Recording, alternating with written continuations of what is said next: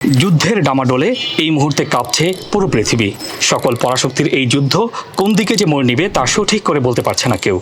আর অস্ত্র বিক্রির জন্য হায়নার মতো তো বসে আছেই পশ্চিমা রাষ্ট্রগুলো।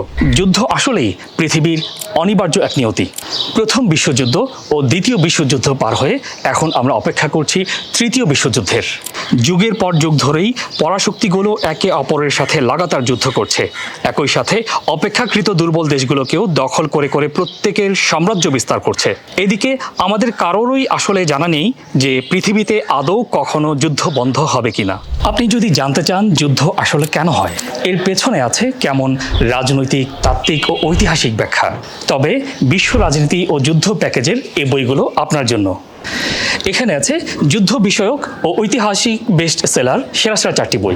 এর মধ্যে প্রথম বইটি হলো tragedy of great power politics, দ্বিতীয়ত আছে অটুট পাথর, তৃতীয় মোল্লা ওমর ও তালেবান, এবং সর্বশেষ বইটি হলো 24 এর গণ অভ্যুত্থান, স্মৃতিচারণ ও ইতিহাস।